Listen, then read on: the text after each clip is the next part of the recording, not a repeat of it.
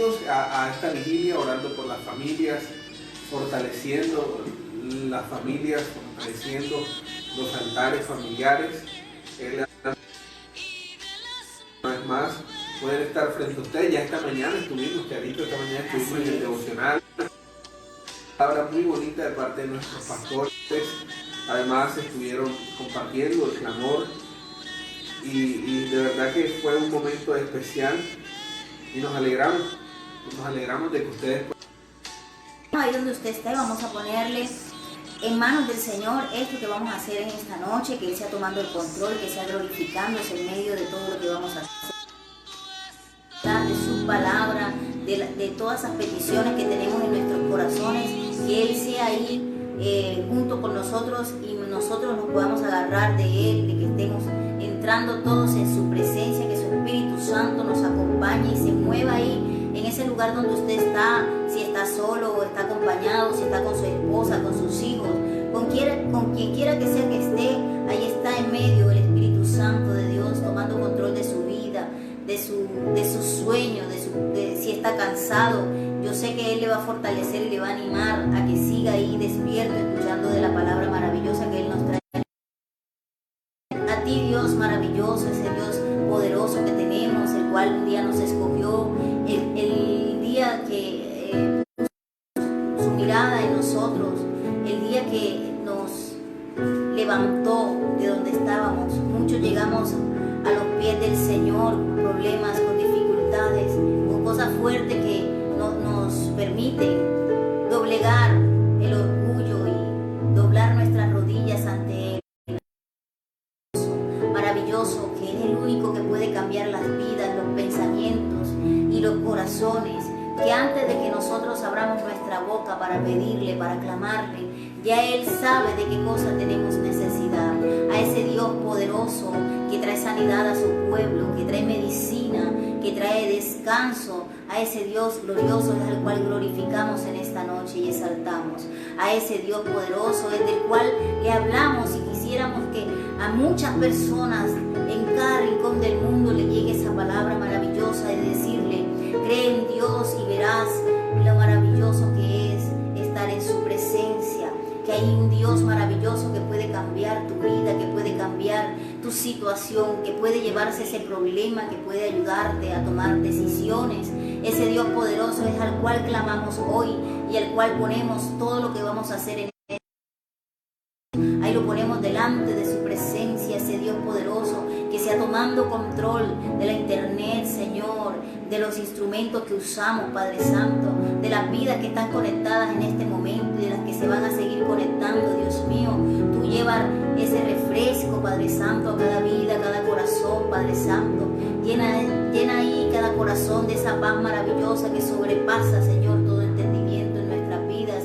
Lleva, Señor, ese amor, llena esos corazones vacíos, Padre Santo, que puedan sentir cada uno de nuestros hermanos y amigos que están en esta noche, que ese Dios poderoso les ha tocado en esta noche y que han sentido un cambio en su sentir, en su vida, que de ahora en adelante tengan en su corazón el deseo de dejar muchas cosas para seguirte a ti, Padre amado. Oh, bendito y toma control, Señor, de cada cosa que vamos a hacer, Padre. Mira cada petición de mis hermanos, mira cada familia que está conectada en esta noche, Dios mío. Glorifícate en cada familia, Dios mío. Guarda, Señor, cada familia, suple cada necesidad, Dios mío, día a día, Padre amado. Sabemos que tú tienes control de todas las cosas, Dios, pero no nos cansamos de decirte que seas tú siempre en medio de toda situación, que no se nos olvide que antes de tomar una decisión por mi familia, por mi hogar, estés tú primero delante de Padre Santo, que seas tú nuestro guía, que seas tú llevándonos, Señor, y trayéndonos en victoria, Dios mío, que seas tú protegiéndonos cada noche, cada mañana, Padre Santo, que seas tú siempre con nosotros, Padre. Oh, te bendecimos y te exaltamos, Señor, tu hermoso nombre, Padre amado. Gracias por tus maravillas, gracias por tu misericordia, gracias por tu amor, Padre amado. Gracias por cada vida, Padre, en el nombre poderoso de Jesús. Gracias, Padre, en el nombre de tu Hijo amado, hermoso y poderoso, que entregó su vida por nosotros. A Él, Señor, exaltamos en esta noche, Dios. Gracias, mi Rey. Gracias, mi Dios. Estamos en tus manos, donde estamos más que seguros. Amén y amén. Bueno, esposo, dámelo. Bueno, ya está por allí el pastor Julio Aragón. Claro, ya creo que podemos mandarle la invitación. Ahí se ve conectado. Bueno, listo. Claro que sí. Entonces, buenas noches, hermanos. Soy el pastor Julio Aragón. Ya mi hermana oró. Igual nunca está de más una oración. Señor Jesús, gracias te damos, Señor. Te pedimos, amado Rey, que nos ayudes en este momento, que tomes tú todo control, Señor, de las telecomunicaciones, que nos permita, Señor, impartir la palabra que tú quieres que sea compartida esta noche, no solo por mí, sino también por el pastor Samuel, que vendrá más tardecito.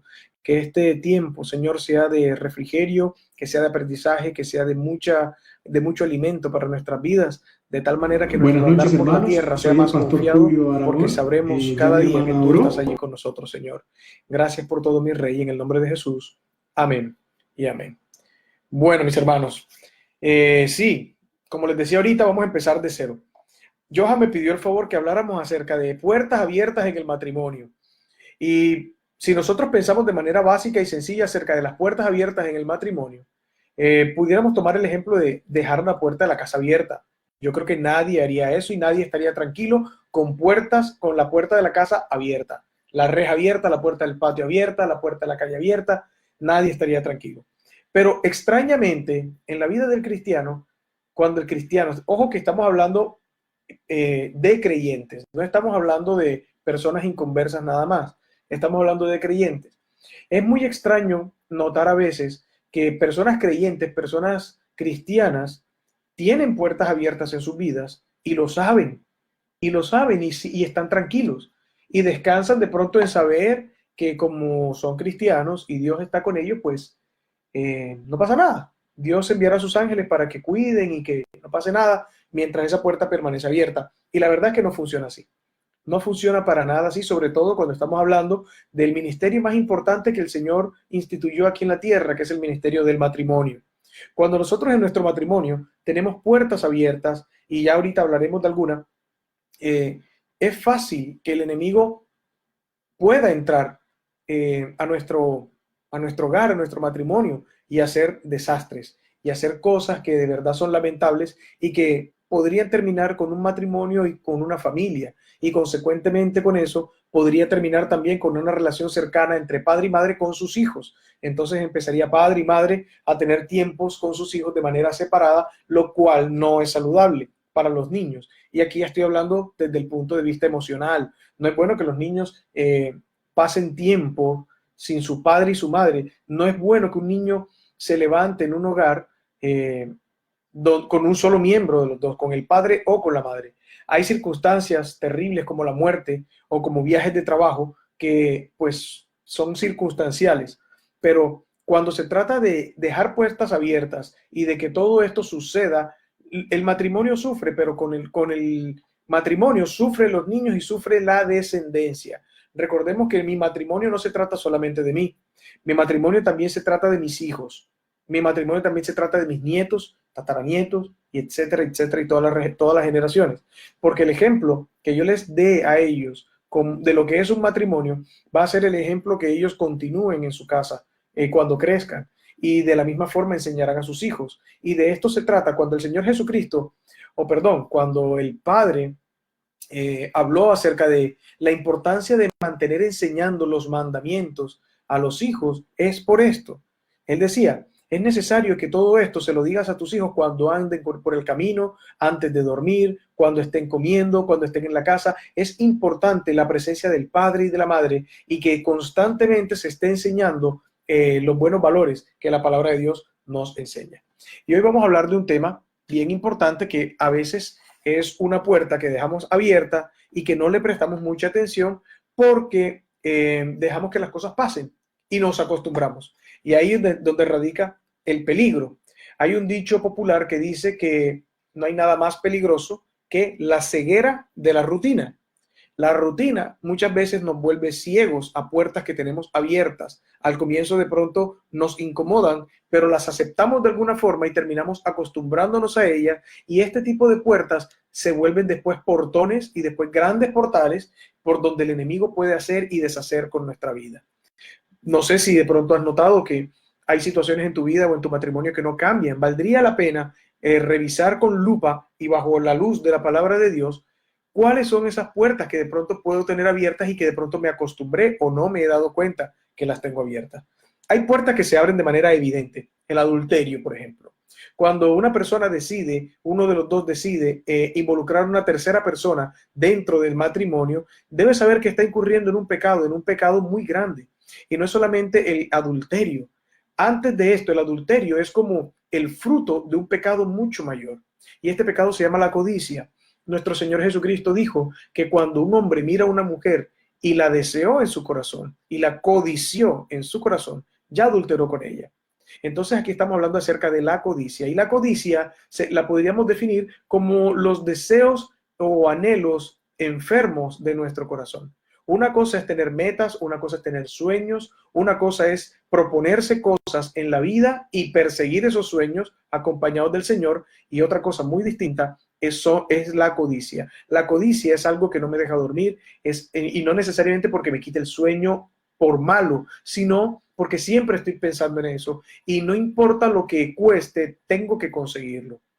Así pasa cuando un hombre o una mujer se fija en una persona por fuera del matrimonio, empieza a codiciar en su corazón, a codiciar cosas que quiere experimentar.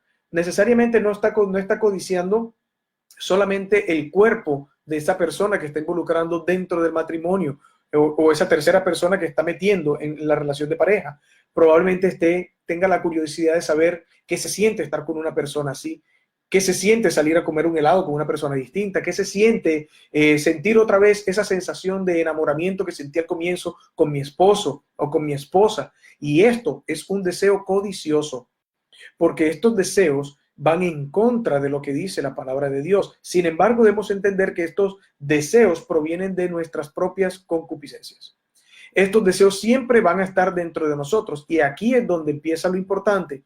Entre más nosotros conozcamos al Señor y estudiemos su palabra y tratemos de hacer su voluntad, el poder de su Santo Espíritu nos ayudará. Recuerden que el apóstol Pablo hablaba acerca de un aguijón que le era como una bofetada de Satanás en su vida, y él le pedía al Señor que se lo quitara. No sabemos qué es, hay muchas teorías y no vamos a entrar en eso ahora. El punto está, o lo poderoso está en la respuesta que le dio el Señor. Le dijo: bástate mi gracia, porque mi poder se perfecciona en tu debilidad. Entonces es en nuestras debilidades donde el poder del Señor se va a perfeccionar, siempre y cuando su gracia sea suficiente para nosotros. ¿Y cómo así su gracia? Quiere decir que yo me debo concentrar exclusivamente en el Señor. ¿Vas a ser tentado? Por supuesto que sí. Muchas veces. No solamente con una mujer dentro de tu matrimonio o con un hombre dentro de tu matrimonio.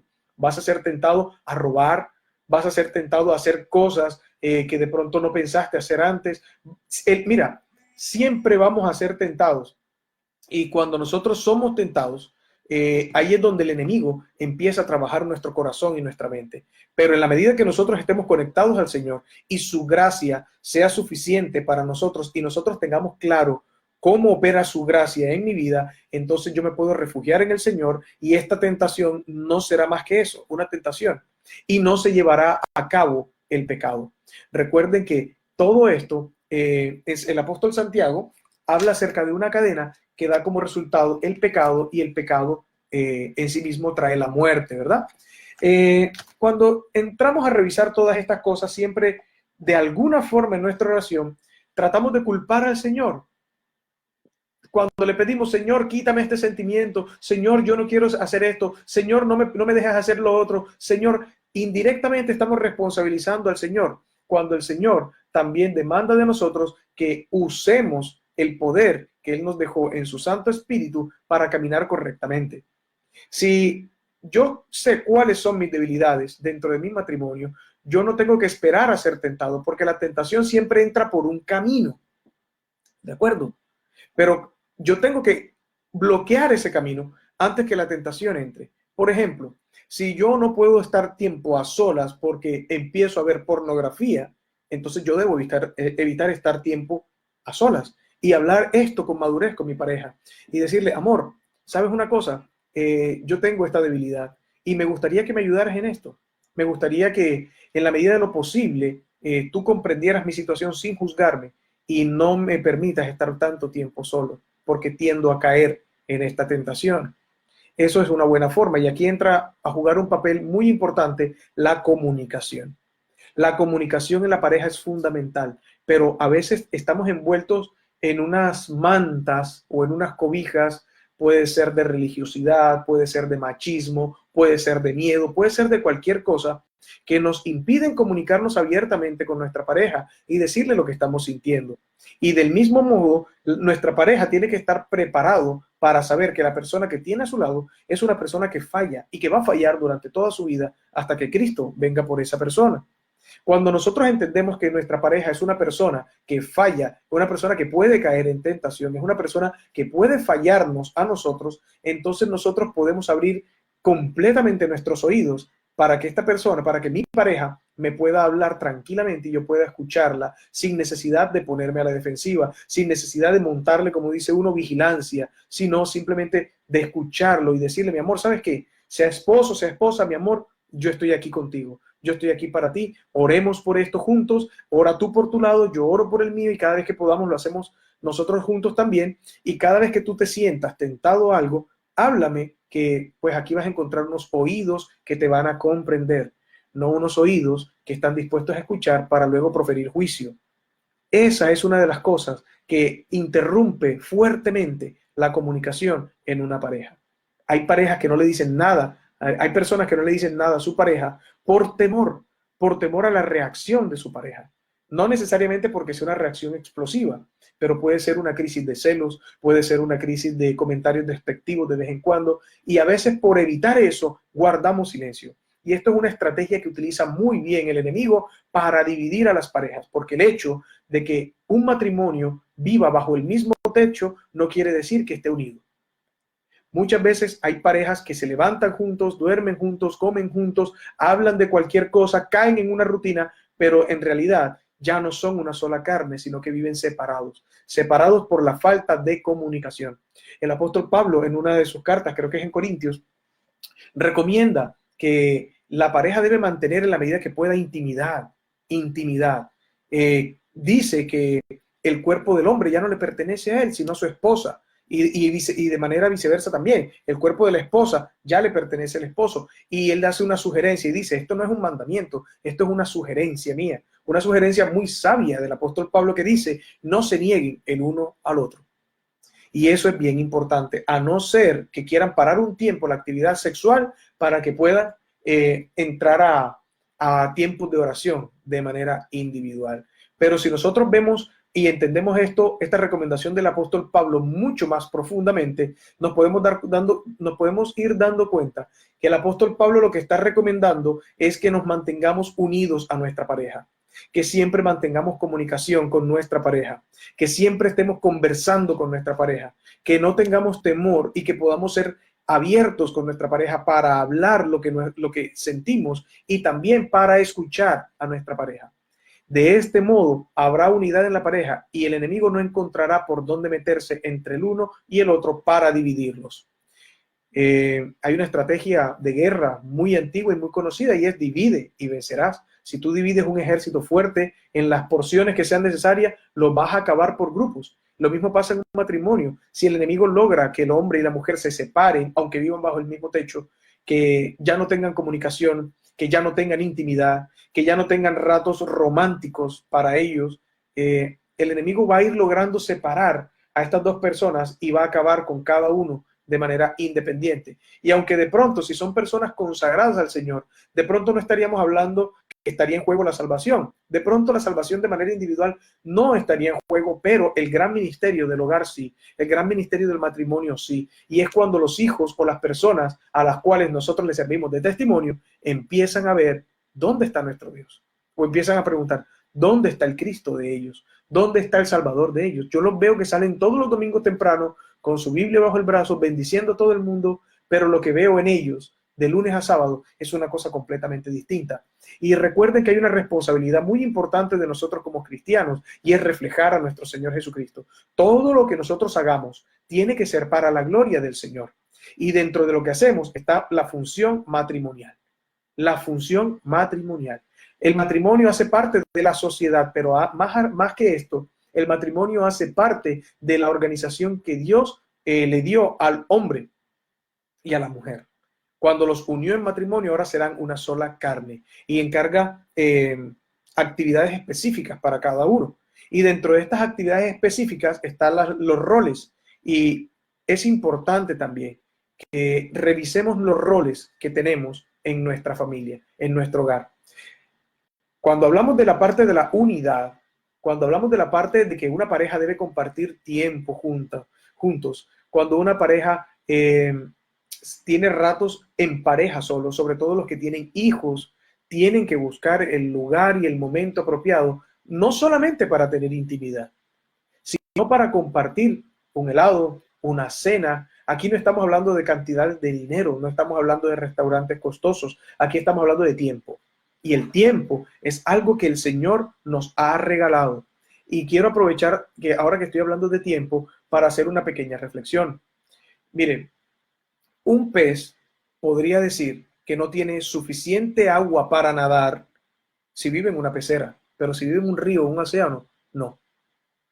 Lo mismo pasa con las personas. Una persona puede decir que no tiene tiempo para su pareja, que no tiene tiempo para la obra de Dios, si esta persona vive en una pecera mental, porque lo que nos ha dado Dios aquí en la tierra es tiempo. ¿Cuántos años? No sabemos, pero ese es el tiempo que Dios nos ha dado, nos ha establecido aquí en la tierra para que hagamos lo que tenemos que hacer.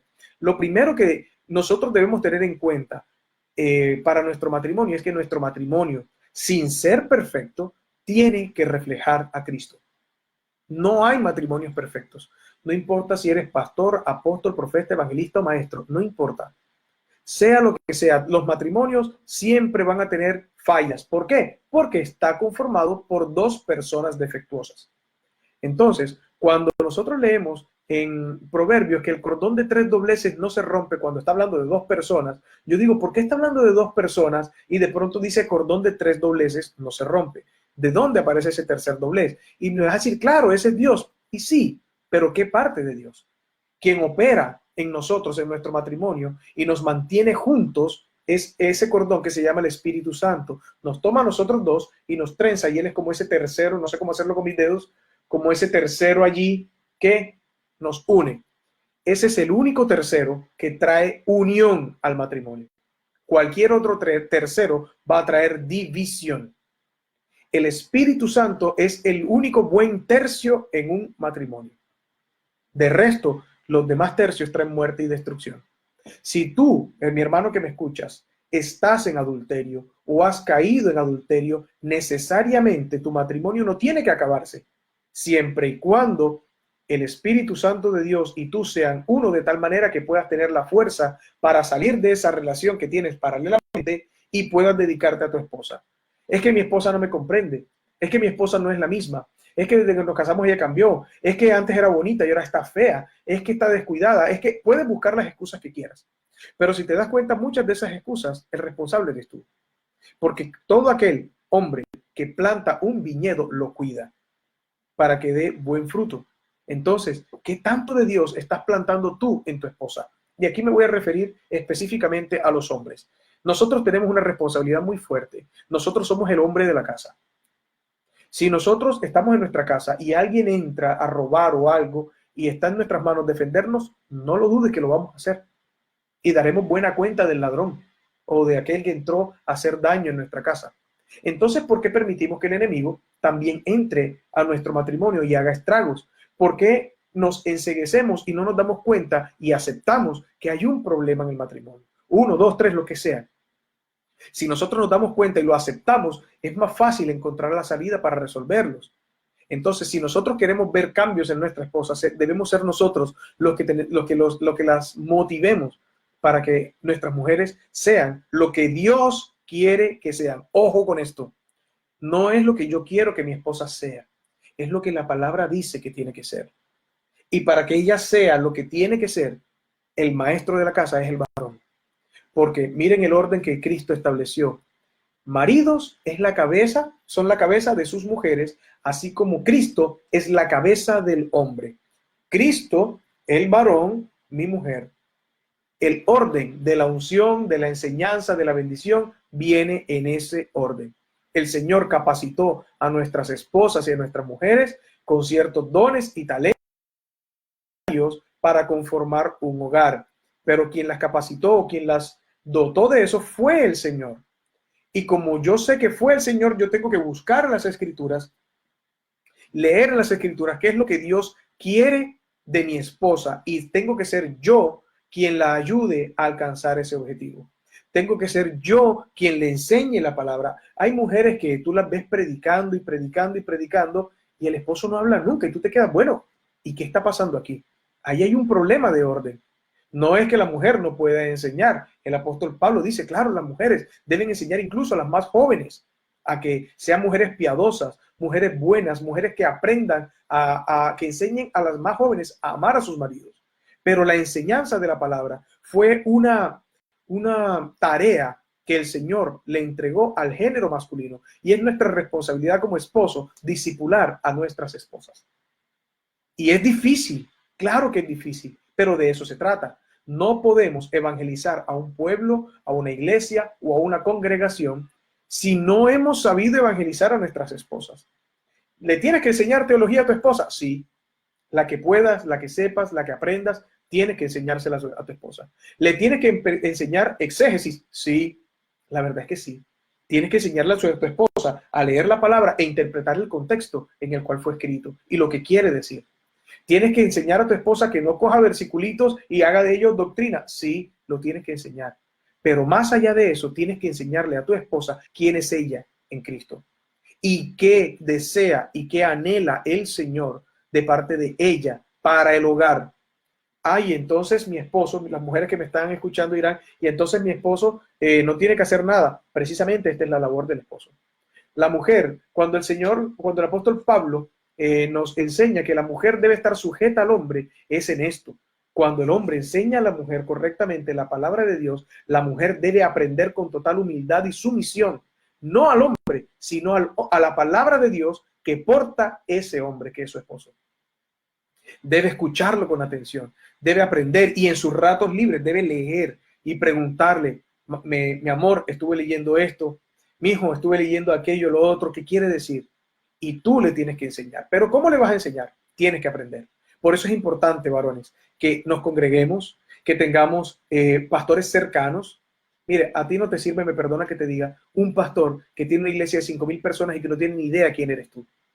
Las grandes congregaciones siempre tienen problemas. Ellos sabrán manejar sus cosas a su manera, pero yo particularmente soy partidario de las congregaciones pequeñas, donde el pastor tiene contacto con sus ovejas, sobre todo con sus ovejos, con los hombres, y les enseña y les dice y les muestra lo que dice la palabra de Dios. Yo soy partidario de ese tipo de congregaciones, me parece que son más prácticas. Cuando las congregaciones son muy grandes, hay que discipular y esos discípulos hacer más discípulos, y es como cuando tomas leche pura y le vas aplicando agua, agua. Llega un momento en que ni es agua ni es leche y es muy difícil mantener una doctrina saludable cuando una congregación es así de grande. Es preferible que de allí salgan diversas congregaciones con diversos pastores y estos pastores se encarguen de cada uno de ellos. Vuelvo al tema, cierro paréntesis. Puertas que dejamos en el matrimonio, no oramos. Miren, probablemente siempre pensamos que tienes una puerta abierta en tu casa, claro, porque es que, no sé, duras mucho tiempo en el celular, porque estás en adulterio, porque, no sé, cualquier cosa. Pero la principal puerta abierta en un hogar es la falta de la lectura y estudio de la palabra de Dios.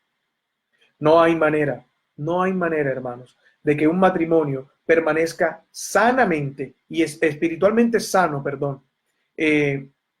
si no está de por medio la palabra de Dios. Recuerden que ahorita les dije que el mejor tercio que puede haber en una relación es el Espíritu Santo de Dios. Y Él nos lleva o nos guía a toda justicia y a toda verdad, pero toda justicia y toda verdad que está revelada en la palabra. Yo no puedo pretender que el Señor me tome para que yo tenga un éxtasis superior y pretender que esa sea mi vida espiritual. No puede existir una vida espiritual en un hogar si no hay lectura y estudio de la palabra. No cargar esta responsabilidad solamente al pastor los domingos. El pastor hará lo que tiene que hacer los domingos, los miércoles y los días que se reúnan a orar, pero tú varón de tu casa, eres tú el responsable de liderar el aprendizaje y el estudio doctrinal y espiritual de la palabra de Dios en tu casa. Y entonces las cosas tomarán el orden que Dios quiere o que Dios estableció que debe ser. Tu esposa será la de Proverbios 31. Pero es que es muy hermoso y muy bacano decir, ay Señor, convierte a mi mujer como esa mujer de Proverbios 31, que está descrita, la mujer virtuosa, esa mujer, Señor, esforzada, esa mujer que hace las cosas con sus manos, que siempre está sonriente, que trabaja, una mujer feliz, haz una mujer sabia. Siempre le pedimos al Señor esas cosas. Ahora la pregunta que yo te hago es, tú quieres esa mujer y está muy bien. Ahora, ¿eres tú un hombre como Cristo? Esa es una pregunta muy importante que los hombres tenemos que hacernos. ¿Sabes por qué? Porque el mandamiento o la recomendación muy sabia del apóstol Pablo es que los maridos deben amar a sus mujeres como Cristo amó a su iglesia, que se entregó por ella hasta la muerte. Entregó por ella hasta la muerte, y nosotros no queremos entregar ni una hora del día para hablar con ellas, para escuchar lo que tienen que decirnos de su lectura de la palabra de Dios. Si no lo puedes hacer todos los días, por lo menos 2 o 3 veces a la semana, que puedan hablar un poquito de la palabra de Dios, que puedan conectarse. Mire, cuando esto se logra, mis hermanos, la conexión íntima, la conexión física y la conexión mental aumenta exponencialmente, porque nos estamos conectando a un nivel espiritual, y todas las demás conexiones que tanto anhelamos son inferiores a la espiritual. Quiere decir que si la espiritual está bien conectada, de ahí en adelante todas empezarán a conectarse y seremos verdaderamente una sola carne con nuestras esposas. La mayor puerta abierta que tú puedes tener en tu casa es la falta de la lectura y de estudio de la palabra de Dios. Es la falta de oración y es la falta de búsqueda, de dependencia tuya hacia el Señor. Debemos saber que la oración de nosotros no va a cambiar la voluntad del Padre. No es así, porque nuestro Señor es soberano. Pero la oración que nosotros podamos elevar todos los días al Padre nos hace depender de Él, sobre todo en tiempos como este que estamos viviendo, tiempos donde hay mucha incertidumbre en el tema de salud y en el tema financiero, porque después de esto vendrá un remesón financiero impresionante. Muchas empresas han cerrado, muchas personas han quedado desempleadas, muchos negocios han quebrado, muchos negocios que existían después de este tiempo ya no van a existir. Es una cosa bien complicada lo que viene. Pero entonces es allí donde nosotros tenemos que empezar a depender de Dios para que Él pueda generar a través de su Santo Espíritu toda la confianza que necesitamos para vivir reposada y tranquilamente aquí en la tierra. Para que aprendamos a que con sustento y abrigo estemos contentos. Y allí entra otro punto bien importante, las finanzas. Las finanzas es algo, mis hermanos, que aunque no lo creas, muchas veces trae división dentro de un matrimonio. Cuando hay abundancia de finanzas, pueden haber problemas. Y cuando hay escasez, también pueden haber problemas. Porque el problema no es el dinero. Me vas a decir, el problema es el amor al dinero. Claro, y tienes razón. Pero si pudiéramos definir el amor al dinero como en una sola palabra, ¿cuál sería? Codicia. La misma que utilizó nuestro Señor Jesucristo al referirse al adulterio. Si ya la codiciaste en tu corazón, ya adulteraste, es lo mismo. La codicia es una raíz de la cual se desprenden muchos frutos de pecado. Y el amor al dinero es un fruto de la codicia. Pero tú me dirás, bueno, yo no tengo amor al dinero. Eso valdría la pena revisarlo, porque nosotros somos muy ligeros para decir, mi Dios es el Señor, no el dinero. Pero ojo, ¿cómo te comportas cuando no tienes dinero? ¿Cómo está tu estado de ánimo cuando las finanzas no están bien? ¿Buscas al Señor con la misma intensidad cuando las finanzas no marchan bien? O cuando te va muy bien en algún negocio o en tu trabajo y tienes algunas bonificaciones o te va bien económicamente, ¿qué haces con el dinero? Todas esas preguntas, cuando nosotros nos las hacemos a conciencia, nos podremos dar cuenta si nuestro corazón de verdad le pertenece al Señor o por ahí hay alguna porción que todavía le pertenece a mi codicia. Y esas reflexiones diarias son muy importantes para que aprendamos a estar como centrados, ubicados, para que la palabra de Dios nos mantenga aquí. Es muy difícil mantenernos centrados en este mundo, muy complicado. Estamos siendo bombardeados todos los días por información en redes sociales, en noticieros, en prensa, en cualquier medio. nos están bombardeando de información, no solamente noticias. Y toda esta información empiezan a generar en nosotros cambios que se reflejan en nuestro comportamiento, en nuestra manera de pensar, en nuestra manera de hablar. Pero por eso es muy difícil que nos mantengamos centrados en este mundo. Y lo que nos mantiene centrados en este mundo es la palabra de Dios. Es como ese peso de gravedad que nos mantiene aquí, plantaditos. A veces el mundo se mueve así, se mueve asado, y nosotros debemos tratar de equilibrar. Si el mundo va para allá, yo me muevo un poquito para acá para mantenerme en el centro. Si se mueve para acá, entonces yo me devuelvo para acá para mantenerme en el centro. Eso solamente lo hace el conocimiento de la palabra de Dios y la palabra revelada por el Espíritu Santo. Es importante, hermano, que nosotros no menospreciemos lo que está escrito desde Génesis hasta Apocalipsis. Es muy importante que le demos la importancia, valga la redundancia, a la palabra de Dios. Es vital, es fundamental, porque entonces nuestra vida tendrá un perfecto equilibrio y un perfecto balance, incluso en medio de las situaciones difíciles. Porque las situaciones difíciles van a tocar a tu puerta y aunque no les abras, se van a meter, van a llegar. Porque vivimos en un mundo cambiante, en un mundo que tiene un príncipe. El rey de este mundo es el Señor, pero tiene un príncipe. Y ese príncipe tiene toda autoridad para gobernar y hacer con esta tierra lo que él quiera durante un tiempo. Pero cuando nosotros dependemos no del príncipe, sino del Padre, sino del Rey de Reyes y Señor de Señores, la cosa cambia a nuestro favor. Jugamos del equipo ganador. Hey, si yo te preguntara, si yo te dijera que tienes que hacer una apuesta en un partido de fútbol donde ya tú sabes cuál va a ser el ganador, ¿por qué le apuestas al equipo contrario? ¿Por qué le apuestas siempre al Junior si tú sabes que el Junior siempre pierde? Yo soy juniorista, pero el Junior siempre pierde. Yo le voy al Real Madrid. Junior, Real Madrid. Puedo ser muy juniorista, pero voy al Real Madrid. Si yo sé cuál es el equipo ganador, si yo sé que el Señor es vencedor, que el Señor nunca ha perdido una batalla, que el Señor es poderoso gigante, que el Señor lo que dice se cumple, entonces ¿por qué no juego del lado del Señor?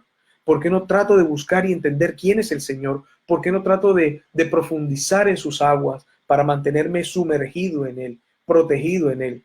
Romanos capítulo 8, versículo 1 dice que ninguna condenación hay para los que están en Cristo Jesús. Los manuscritos más antiguos de ese pasaje llegan hasta ahí. Luego le fue añadido el resto. Pero ninguna condenación hay para los que están en Cristo Jesús. Ojo, no que dicen creer en Jesús, no que están con Cristo. O que cuando todo lo que dicen, Dios te bendiga, amén, amén, amén, amén. No, no, no. Estar en Cristo es estar dentro de. Quiere decir que yo me tengo que sumergir en la palabra de Dios.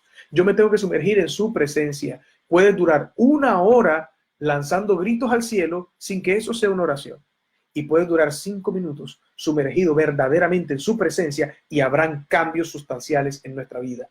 El tiempo que cada uno destine para durar con el Señor al día orando es una cuestión personal. Yo trato de no meterme en eso, ni de establecer mínimo tiene que ser tanto. Yo trato de no meterme en eso. Cada quien juzgará y cada quien sabrá cómo funciona. Lo importante es que el tiempo que dures sea verdaderamente en Cristo y no dando gritos, declarando, soltando y desatando. Eso no funciona. Tenemos la palabra profética más segura, la cual hacemos bien en pararle bola. Eso está en la Reina Valera 1999 del Pastor Julio.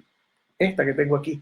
Tenemos la palabra profética más segura, que es la palabra de Dios. Todo lo que tú y yo necesitamos, todo lo que nuestro matrimonio necesita para estar tranquilos aquí en la tierra, está en la palabra de Dios.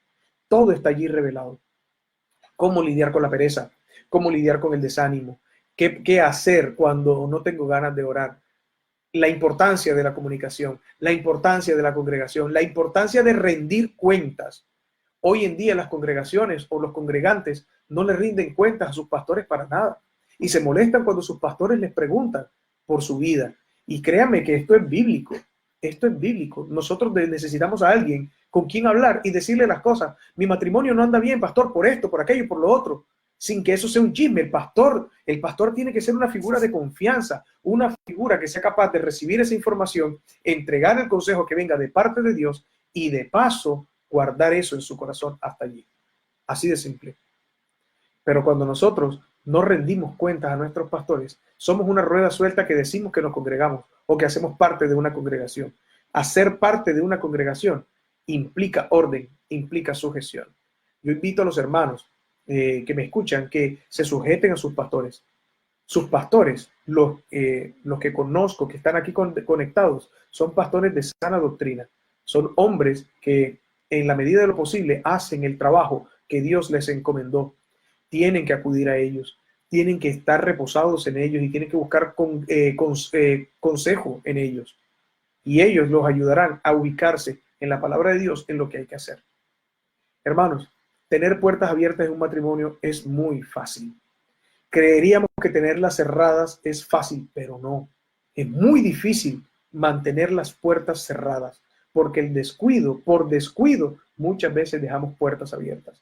Y cuando tú en la noche dejas una puerta abierta en tu casa, se te puede meter un ladrón, pero también un violador, también un animal, también plagas, se te puede meter una cantidad de cosas. Lo mismo pasa en el matrimonio. Y ten en cuenta que si tu matrimonio ya tiene hijos, lo que entre a tu matrimonio de alguna manera los afectará a ellos. Y lo que nosotros queremos es formar hombres, formar mujeres que sean portadores de la palabra de verdad, que puedan caminar con la frente en alto, sabiendo quién es su Señor, a quién sirve y a dónde van a ir y a quién pertenece. Que no importan las corrientes de este mundo, hombres y mujeres que no les importe las corrientes de este mundo y que puedan seguir tranquilamente la palabra de Dios y que puedan tener esa gracia dada por Dios de que cada vez que hablen de Dios, almas sean convertidas. Estos días estuve enseñando en otra congregación acerca de las abreviaciones proféticas y se definían las abreviaciones proféticas así muy rápidamente como las profecías que tuvieron un cumplimiento inmediato en la palabra de Dios, luego un cumplimiento mediato y que luego se siguen cumpliendo hasta el final de los tiempos. Esas son abreviaciones proféticas. Un ejemplo de ellas es la promesa del Espíritu Santo. La promesa del Espíritu Santo fue dada a los apóstoles por nuestro Señor Jesucristo, pero esa promesa nos alcanza hoy en día a nosotros. Esa promesa sigue cumpliéndose hoy. Fue una profecía que ya se cumplió en los apóstoles, que se cumplió durante el tiempo de los primeros cristianos y que se sigue cumpliendo hoy en día. Hoy, alrededor del mundo, en este momento, a esta hora, hay personas que están siendo selladas por el Espíritu Santo de Dios a causa de la predicación del Evangelio. Y eso pasa todos los días, pero eso no sale en los noticieros. Eso no sale en los noticieros. Cuando tú y yo nos encontramos con el Señor, cuando Él salió a nuestro encuentro, cuando Él se atravesó en nuestra vida, cuando Él entró a nuestra vida, fue un momento que probablemente tú y yo no olvidaremos jamás. Y a partir de ese momento hasta hoy hemos podido venir viendo cómo el Señor va obrando en nuestra vida poco a poco, momento a momento. Y eso es muy hermoso y eso es muy importante. Mantener al Señor conectado o mantenernos nosotros conectados con el Señor siempre. Pastor, no has leído ni un versículo de la Biblia. Es cierto, pero todo lo que te he dicho está en la Biblia. Pero es que si no lees la Biblia, no es predicación. Bueno, está bien, no te estoy predicando, estamos conversando o estoy haciendo un monólogo porque no te puedo escuchar. Veo tus corazones y veo tus likes y sé que estás escuchándome. Pero hermano, todo lo que te estoy diciendo está en la Biblia. Y amén, amén, mi hermano Ricardo, así es, estamos conectados. Entonces, mis hermanos, mantener las puertas cerradas en un matrimonio es muy difícil. Es más fácil dejarlas abiertas por descuidos. Y otra cosa, o te recuerdo, una cosa bien importante, la comunicación. Mujeres, deben aprender a escuchar. Me perdonan que les diga, pero es que muchas hermanas, escuchan para defenderse, escuchan para atacar a sus parejas, escuchan para juzgar o para buscar razones del por qué está pasando esto. Debemos aprender a escuchar para que la otra persona, para que nuestra pareja pueda descargar todo su corazón con nosotros y no tenga que hacerlo con nadie por fuera. No estoy justificando nada de esto, por supuesto que no.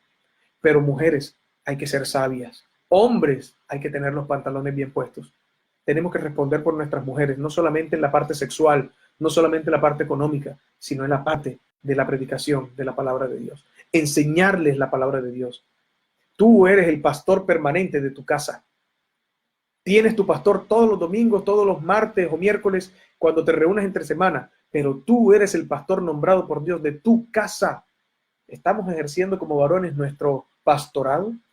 ¿Estamos ejerciendo nuestro llamado, nuestra responsabilidad dada por Dios dentro de nuestro hogar?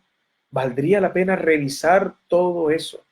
Entonces, hermanos, a partir de hoy aprendamos a tener momentos donde podamos conectarnos verdaderamente con el Señor y poderle decir que nos ayude a ver todas aquellas cosas que nos puedan estar dejando puertas abiertas en nuestro matrimonio.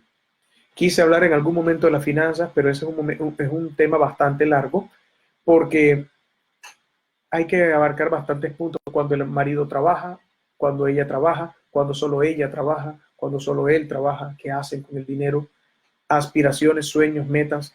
Tendríamos que aprender a hablar o que hablar acerca de aprender a vivir en contentamiento, como le sugiere el apóstol Pablo a Timoteo en su primera carta a Timoteo, en el capítulo 6. Es bien importante que mantengamos todas las áreas de nuestra vida sometidas a la palabra de Dios para que podamos hallar un verdadero equilibrio en todo lo que hagamos en nuestra casa. El hombre de la casa no es el hombre de la casa porque grita. El hombre de la casa no es el hombre de la casa porque provee. El hombre de la casa es el hombre de la casa porque Dios lo nombró. Pero ese nombramiento no es una cosa como para sentirse orgulloso nada más.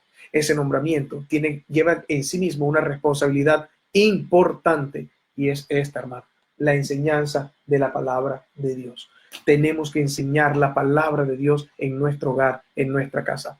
Hombres, también es importantísimo que aprendamos a escuchar a nuestras esposas. Normalmente creemos que no tienen nada interesante que decir, probablemente creemos que no tienen nada importante que hablar, pero el Señor ha puesto en ellas un depósito muy importante de su Santo Espíritu que a veces nos frena a la hora de tomar malas decisiones, que a veces nos dan luces acerca de lo que tenemos que hacer en algún momento de nuestra vida como familia. Es importante que los hombres también aprendamos a escuchar a nuestras esposas. La comunicación es importante. Lo puedo decir de manera espiritual y los psicólogos lo pueden decir desde su punto de vista profesional. La comunicación es algo muy importante en todas las áreas de la comunidad, pero sobre todo en un matrimonio, sobre todo en una familia. ¿De acuerdo, mis hermanos? Que el Señor me los bendiga. Voy a aprovechar estos últimos minuticos para, si ustedes quieren, pueden hacer alguna preguntita por aquí, por el chat, y le podemos ir dando respuesta inmediata, si fuera posible, o pudiéramos ir dejando citas bíblicas para que las pudieran revisar también en su casa. Mi hermana Lourdes, que el Señor me la bendiga. Chari, mi hermana Judith, bendiciones. Hay varias personas conectadas acá opinando. Dios me los bendiga. El hermano Leider, la señora Judith, la señora Osiris. Que el Señor me los bendiga. Hubo buena sintonía. Hoy la gente no se quiere conectar, sino nada más para estar mirando chistes y memes. Pero qué importante es tomar estas redes sociales también para hacer vigía. Para hacer vigía. Esto estamos haciendo es vigilar, hablar, tener un momento con el Señor, un momento de aprendizaje y que tiene que ir acompañado, por supuesto, de oración. Entonces, mis hermanos, muchas gracias por haberme escuchado. Que el Señor los bendiga. Oro por cada matrimonio, por cada pareja aquí conectada. Señor Jesucristo, te pido, amado Señor, intercedemos delante de ti por cada uno de nuestros matrimonios y te pedimos que tu luz admirable nunca se aparte de nosotros, que la revelación, la presencia y el poder de tu palabra siempre esté con nosotros. Ayúdanos, Señor, a ubicar dentro del día momentos donde podamos hablar de ti, leer tu palabra y conversar como pareja. Te pido, Señor Jesucristo, que traigas paz a nuestros corazones, que nos ayudes a perdonar, Señor, a nuestras parejas, sea cual sea el error que hayan cometido, Señor. Muchas veces creemos que hemos seguido adelante, pero en nuestro corazón guardamos rencor, guardamos tristeza, guardamos dolor, Señor. Ayúdanos, Señor Todopoderoso, a perdonar de verdad para poder descargarnos, Señor. Tú nos sugeriste que si alguien tenía una carga muy pesada, podía ir a ti para descargarse, Señor. Este es el momento, hermanos, donde usted puede ir delante del Señor, puede ir delante de Abba, puede ir delante del Padre y decirle, tengo un dolor en mi corazón que no he podido sanar. Tengo un dolor en mi corazón que no he podido sacar adelante, Señor. Ayúdame con eso, porque no puedo yo mismo, no puedo yo misma. Necesito de ti para perdonar. Necesito de ti, Señor, para que vuelva la alegría a mi rostro. Necesito de ti, Señor, de tu gozo en mi vida. Devuélveme, Señor, el gozo de tu salvación como oraba el rey David, Señor.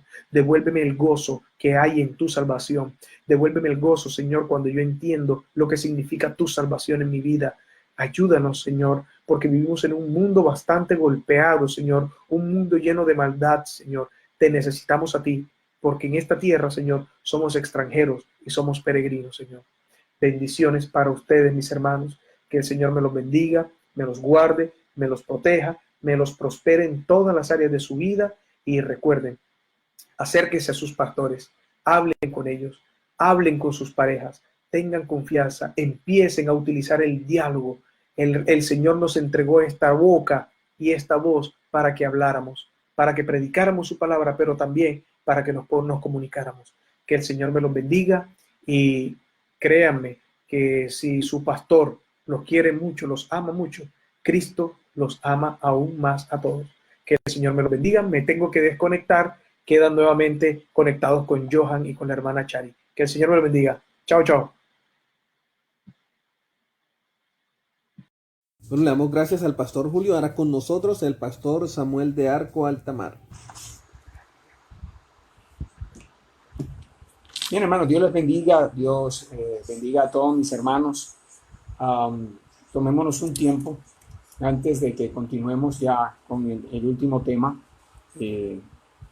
Voy a tratar, hermano, de ser muy puntual. Hoy, más que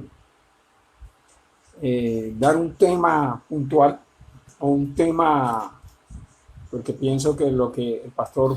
Muchas gracias Julio al pastor Julio por esa palabra. Ahora con nosotros va a estar el pastor Samuel de Arco Altamar. Profundidad, aunque como él decía, es difícil a veces por el tiempo abarcar muchos temas que se escapan, pero que yo sé que tendremos la oportunidad. Allí ya se lo cuadrará Johan para volverle a ver y que podamos tratar esa parte que también es muy importante, que es la parte financiera. Bien, yo quiero que hoy tratemos un tema que saqué y me puse a pensar a la luz de que, hombre, esta situación ha producido que muchos creyentes hoy, no solo en el tema familiar, en el tema de parejas, sino en muchos temas en general, surjan muchas posiciones, muchos mitos. La iglesia ha ido generando mitos, ha ido alrededor del hogar, alrededor de la pareja, de la relación. Hoy me quiero remitir más que a la familia, quiero remitirme al asunto de pareja, en algunos mitos que se han ido estando dentro de la iglesia. Okay. Así que mientras ahí los hermanos se están uniendo, están integrándose, pues quiero que oremos, por supuesto, para que empecemos este tiempo. Puede que en algunos aspectos usted esté o no de acuerdo conmigo. Bueno, la invitación no es a que esté o no de acuerdo conmigo, la invitación es a que usted pueda orar. Le voy a pedir a mi esposa, hay que prender creo que este foco porque se me ve media cara oscura. Se me sigue viendo, entonces ya tiene que ver con mi cara. Bien, vamos a orar. Padre, te adoramos, te exaltamos. Mira a los hermanos que hasta este tiempo se han quedado con nosotros en esta vigilia. Gracias por esta buena enseñanza de nuestro pastor Julio. Gracias, Dios mío, porque a través de este siervo hablaste a nuestras vidas y quiero, Señor, rematar este tiempo. Que mis hermanos vayan a su cama meditando, Señor, profundizando sobre la seriedad, sobre lo importante que es para ti la relación de pareja.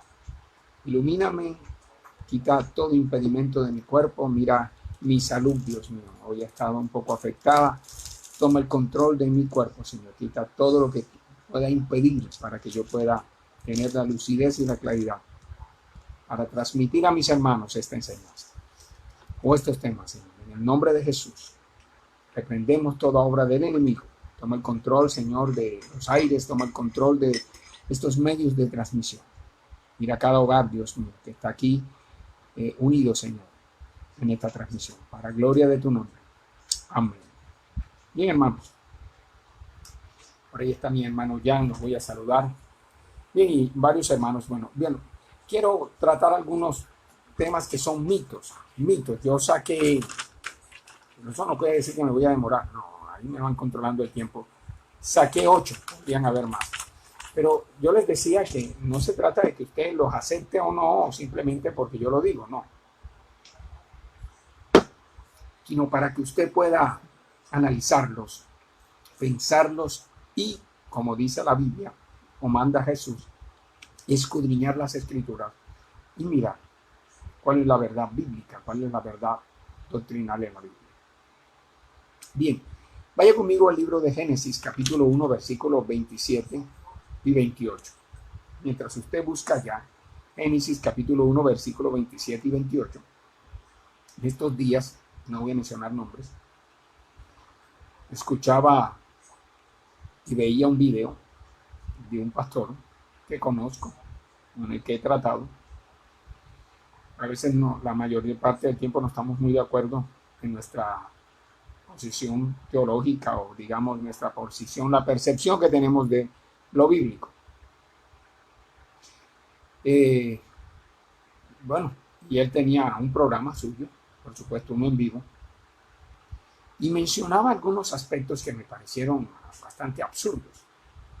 Es decir, no podía estar de acuerdo a la luz de las Escrituras. Entonces, caramba, me pareció extraño. Sé que en el ámbito judío, los judíos, una rama de ellos o alguna rama de ellos, enseñan estas cosas. Bueno, los judíos tienden a ser muchas veces muy literales y a veces muy alegóricos. Y uno puede escuchar cosas bien absurdas. Con todo respeto lo digo.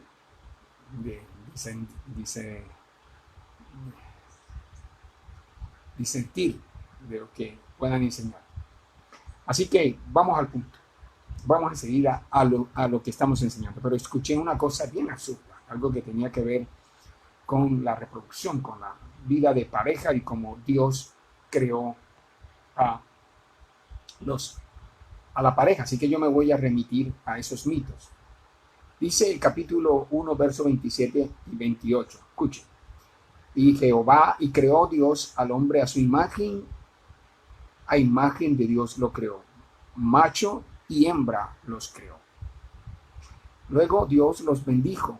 Escuchen, Dios los bendijo. Y les dijo, Dios, fructificad, escuchen, fructificad y multiplicaos. Llenad la tierra y sojuzgadla, dominad sobre los peces del mar y las aves de los cielos y sobre todo ser vivo que se mueve sobre la tierra. Usted está conmigo allí, busque su Biblia porque es importante. Ahí hay unas palabras. Aunque nunca me han gustado hacer doctrina sobre palabras. Pero vamos a tomar el texto. Entonces, primer aspecto, hermano, la unión del hombre y la mujer fue idea de Dios. Eso lo he escuchado usted miles de veces. Fue algo bendecido por naturaleza. Escuche esto. Dios bendijo el matrimonio por naturaleza. Por lo tanto, la unión entre parejas no es una institución o un sacramento de la iglesia, por mucho que querramos. Escuche bien. El matrimonio, yo no diré matrimonio, a mí no me gusta usar palabras, porque el juego de palabras es peligroso. La palabra matrimonio es una palabra latina, es una palabra del latín. Y es una institución que se estableció. Escuche, matrimonio. Matrimonio es una cobertura, es un contrato. Fue un estilo que se le dio, un nombre que se le dio en la ley romana en ciertos estatus sociales a la unión de un hombre y una mujer. Mejor dicho, el casamiento, eso sería más bíblico. Así que esa palabra matrimonio es una palabra latina que buscaba proteger los bienes, así que no me gusta usar mucho. Si no estoy hablando que no sea bueno en la palabra matrimonio, pero cuando tratamos de estudiar y sobre todo no hacer paradigmas, ni dogmas, ni etcétera, usaré la unión de hombre y mujer. La unión de hombre y mujer, esa unión de hombre y mujer la bendijo Dios. Por eso los que hoy no estamos a favor de multiplicidad de parejas, etcétera, y todos esos conceptos que no quiero tocar en este momento, pero que se han ido aprobando a nivel mundial, pues la iglesia no puede estar de acuerdo, porque cuando Dios creó o instituyó el matrimonio, lo instituyó para un hombre y una mujer. Y esa será siempre nuestra posición, pues la de los verdaderos creyentes, y que quienes estudiamos y quienes creemos en la verdad bíblica. Entonces, aquí el pasaje bíblico nos habla de que Dios bendijo. Así que no es una institución de iglesia, no es un asunto de iglesia. Bueno, no estoy diciendo que no sea una bendición que la iglesia maneje el matrimonio, propenda por el matrimonio, defienda el matrimonio. Gloria a Dios por eso. Pero no es una institución originaria de la iglesia. Por lo tanto, cuando Dios bendijo al matrimonio, bendijo todo tipo de unión entre un hombre y una mujer. ¿Okay? Cuando digo todo tipo de unión, estoy haciendo claridad el hecho de que aquellos que se casan por lo católico, por lo evangélico, los que se casan budistas, por cualquier tipo de ceremonia.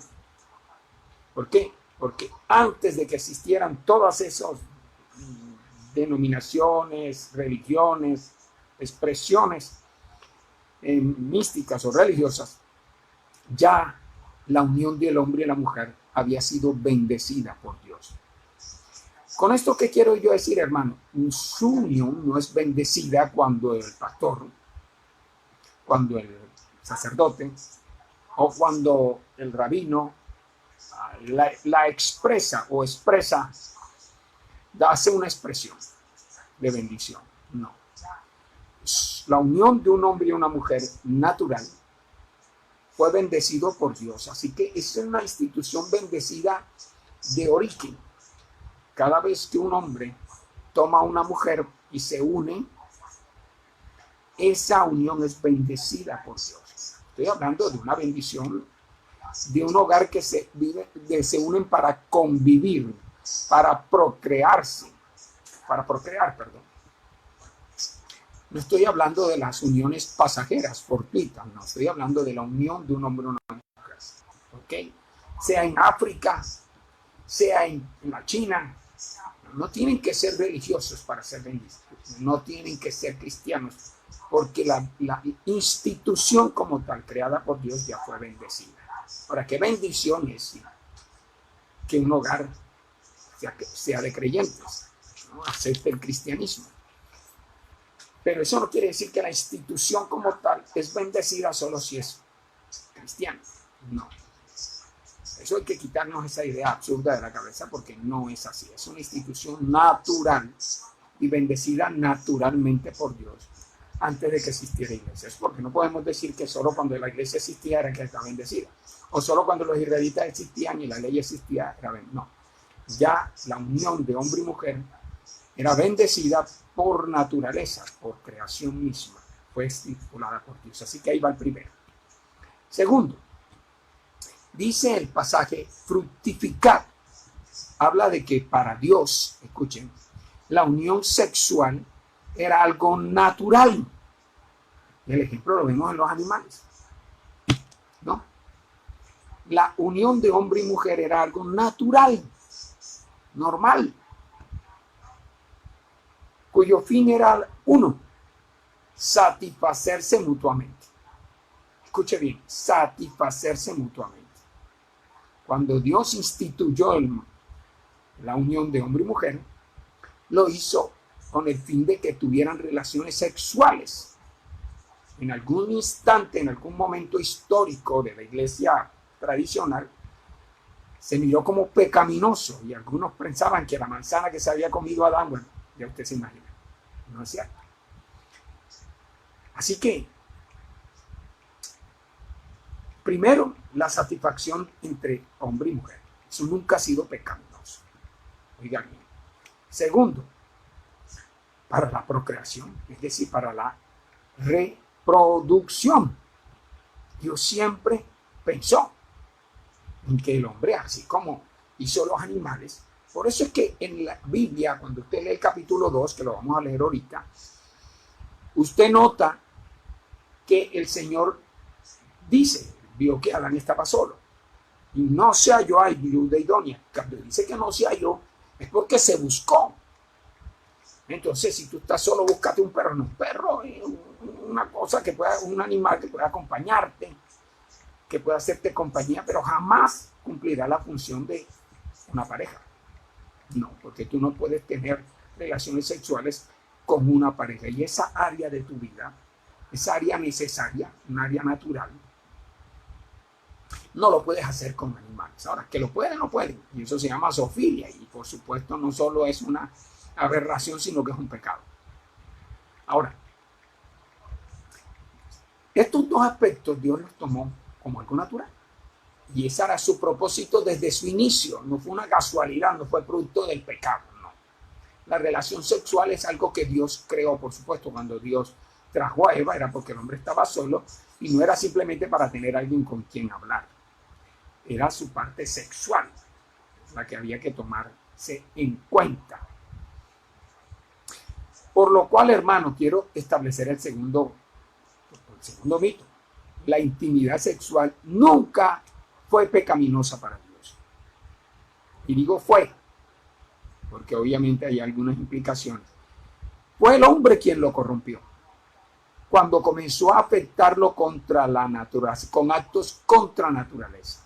Cuando usted va conmigo al libro de Romanos, vaya conmigo al libro de Romanos, o a esa Biblia que en la cuarentena algunas no se han movido y vamos a moverla. Y dice el libro de Romanos capítulo 1. Fíjense lo que dice Romanos capítulo 1. Y hagan las anotaciones, porque a veces nos tragamos entero lo que otro dice. Capítulo 1. Dice el verso 26 y 27 del capítulo 1 de Romanos también.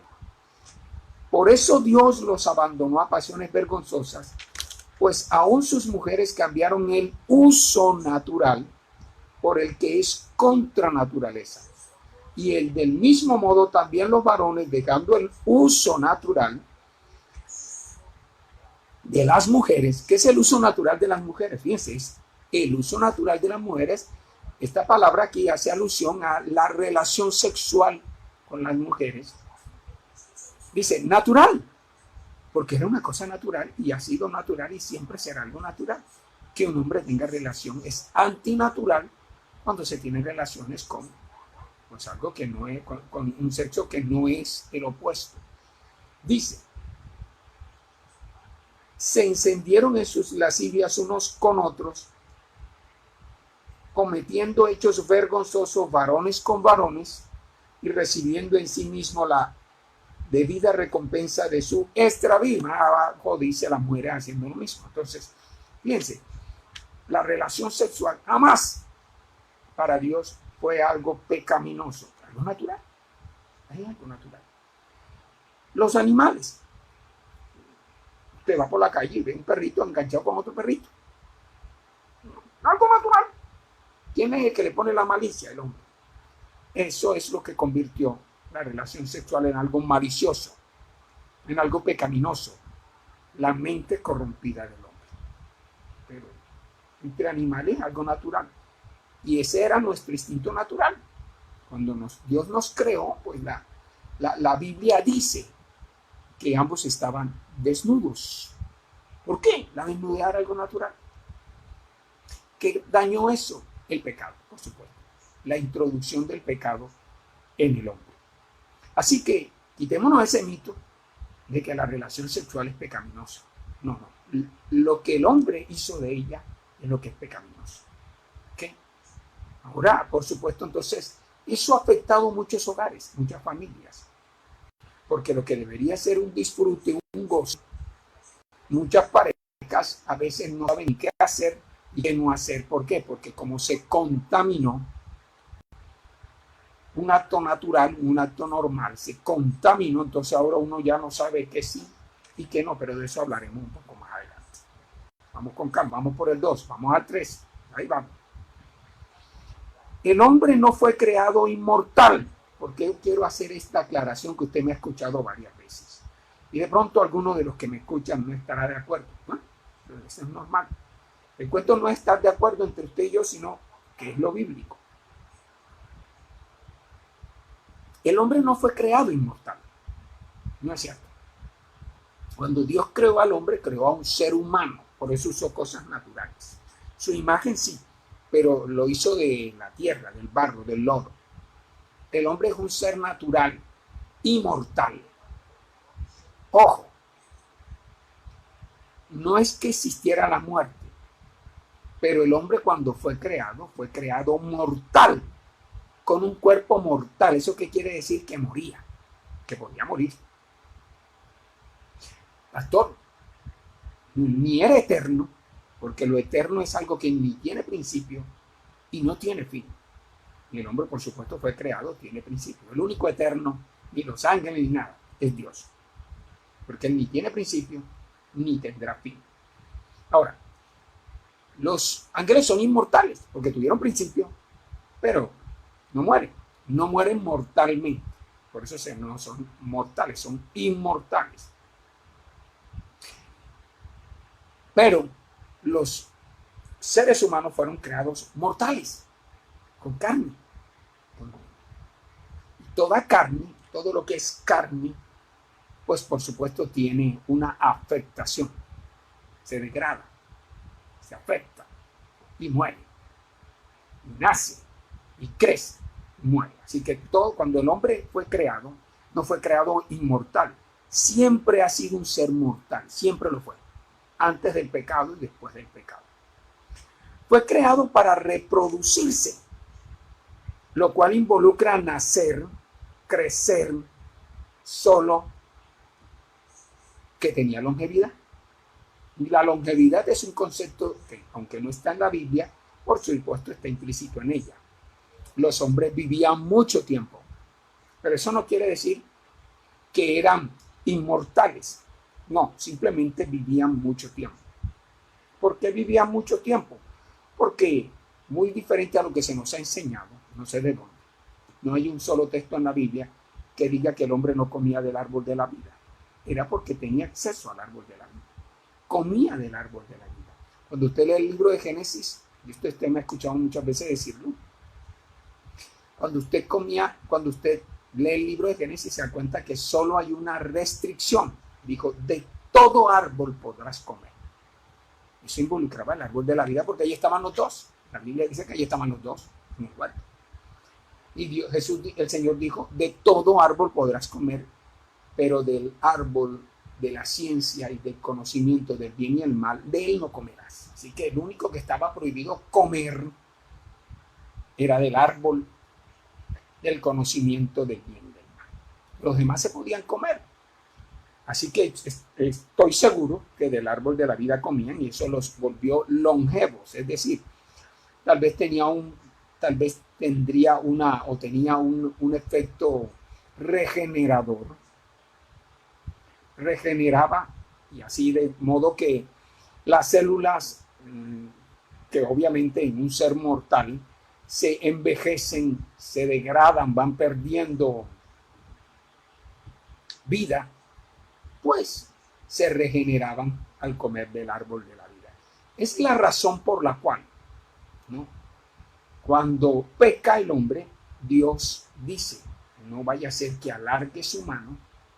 No quiere decir que no lo hacía, quiere decir no, pero en este estado, en esta condición ahora de pecado, alargue su mano y viva para siempre en esa condición, ¿no? Entonces ahí es donde está el asunto.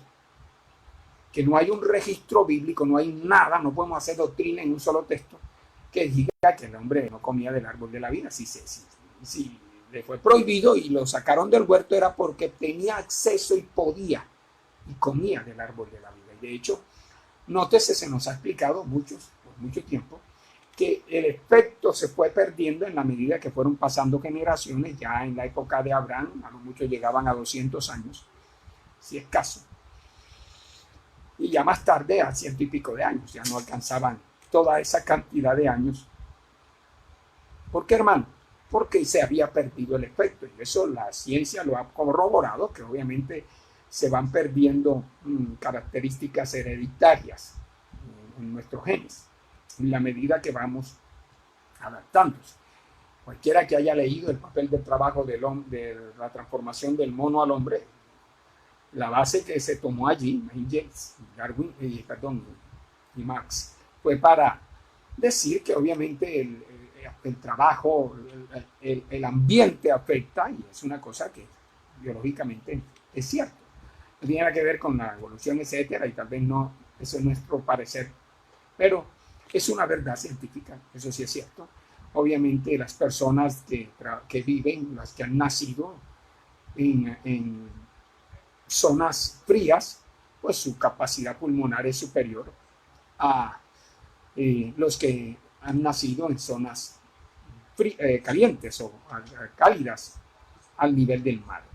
Por supuesto, los mejores escarabajos, nuestros mejores ciclistas de montaña, pues son la gente del interior, porque su capacidad pulmonar es superior a la nuestra, a los que vivimos a nivel de. Y por eso los costeñitos, cuando nos vamos a ciudades como Bogotá, que están a altura, por supuesto nos estamos ahogando, porque nuestra capacidad pulmonar es inferior. No quiere decir que no nos adaptemos, pues no podemos adaptar, y es más notable que si tenemos un hijo en esa región, ellos ya vendrán adaptados. ¿Por qué? Porque sus pulmones se desarrollarán, mientras que a nosotros nos va a tocar con mucho tiempo y muchos años hacer que nuestro cuerpo se adapte, porque nuestro cuerpo se adapta, así fue diseñado por Dios. Así que no quiero profundizar más en eso, pero sí quiero tener esa claridad. Hermanos, nosotros no fuimos creados inmortales, simplemente que la muerte entró, y ya no podíamos regenerarnos. Por eso es que el libro de Apocalipsis, al final del libro de Apocalipsis, nos vuelven a mostrar en el huerto del Edén, en el paraíso, o en el lugar a donde Dios, esa tierra nueva y ese cielo nuevo, vuelve a aparecer el árbol de la vida. ¿Por qué? Porque ese es el efecto del árbol de la vida, sea simbólico, como lo toman algunos, en representación de Cristo y de su salvación, pero se ve el árbol de la vida como un símbolo de regeneración y de eternidad, de poder dar vida constantemente. Y eso vuelve a ser la claridad. Nosotros nunca seremos eternos, participaremos de la eternidad de Dios, pero no somos ni seremos eternos, sino que viviremos eternamente. Pero no somos eternos porque tuvimos principio, y ese es el concepto de eternidad, no tener principio y fin. Así que aquí hay un mito que hay que quitar. Nosotros siempre hemos sido mortales. Ahora, el día que Cristo venga y transforme nuestros cuerpos, entonces nuestro cuerpo se vestirá de inmortalidad, como dice el capítulo 15 de Primera de Corintios. Mientras tanto, somos mortales, nacimos mortales y morimos mortales. Cuarto, el acto creador de Dios al crear a la mujer de la costilla del varón no era porque no pudiera diseñar a la mujer. Dios pudo haber cogido a la mujer y también hacer lo mismo que el varón, coger otro pedacito de barro y diseñarla. No lo hizo así. ¿Por qué no lo hizo así? No porque no pudiera, sino que Dios todo lo que hace tiene un propósito. Pues el diseñar a la mujer, como lo hizo con el hombre, su intención era establecer unos principios de idoneidad. Escuchen, porque ese es el verdadero principio. Yo siempre he dicho, nos hemos inventado el principio del yugo desigual. Ese no es ningún principio del matrimonio. Ese es un texto que hemos cogido y lo hemos aplicado, válido, si es válido, para aplicarlo al matrimonio, sobre todo por la base que tenemos del Antiguo Testamento, del consejo que se le da, nunca en el Nuevo, pero sí en el Antiguo, el consejo que se le da a que, hombre, no nos unamos con personas de nuestro credo diferente, de gente que no adore ni sirva al Señor. Pero bueno, la verdadera doctrina que tiene que ver, la verdadera enseñanza, el verdadero principio, mejor, no doctrina, principio, que rige a la unión de parejas, es la idoneidad. Y por eso es que Dios hace esto. No porque a Dios, y es lo que yo he escuchado, una cosa absurda, no es porque Dios pensó que toda la humanidad iba a salir de una costilla. No es porque Dios, cada ser humano que no iba a ser reproducido, sino sacándolo de una costilla. Eso es absurdo. No, eso nunca iba a ser así. Dios, cuando creó a la mujer la creó de la costilla. Fue la única que creó a la costilla y dice, y cerró. No puso una corredera para estar sacando seres humanos de la costilla de Adán, ni de a partir de todos los hombres iban a reproducir sus mujeres por costilla. No, eso es absurdo. La misma naturaleza nos enseña el parecer de Dios. La costilla era simplemente un acto que Dios hizo una vez. Bueno, para construir a la mujer. Ahora, con un fin, establecer un principio. ¿Cuál principio? Bueno, varios principios. Primer principio, de idoneidad. Necesario para la conformación de una buena relación. Escúchenme, hermano. Si usted, sobre todo los jóvenes, porque ya los que nos casamos, pero escuche los jóvenes. Cuando usted va a casarse o cuando usted piensa unirse, debe entender el principio de idoneidad. Esto no es un asunto solo de gustos. El gusto es importante. Este es un concepto de idoneidad que está en la Biblia. Eso es lo que Dios bendijo a un varón con una mujer idónea. Si se casa un perro con un gato, jamás, yo no sé dónde han sacado, que un perro se casa con un gato y Dios puede hacer el milagro de convertir el gato en perro o el perro en gato. Eso no va a pasar nunca. Puede que usted esté de acuerdo o no, pero el principio de idoneidad radica parte del hombre y la mujer es la que lo desarrolla. Pero esto no es un invento, esto no es un asunto que yo me vuelvo idóneo. No, eso no pasa así. Una mujer desarrolla su idoneidad porque ella es idónea para un hombre específico. Si la idoneidad se creara o se aprendiera, entonces cualquier mujer sería propicia para cualquier hombre y eso no es el principio bíblico. El principio es que un hombre debe buscar una mujer idónea. Una mujer es idónea para un hombre. Y esas son las características. Por eso fue que Dios lo creó así. Y por eso cuando Adán la recibió dijo, oh, esta es varona porque del varón salió. Ahí Dios estableció un principio de idoneidad. Yo quiero que vaya conmigo al versículo 18 y 20 de Génesis. Bueno, es así, ya usted lo conoce. Dice que cuando Dios miró al hombre, dijo, buscaré ayuda idónea para él.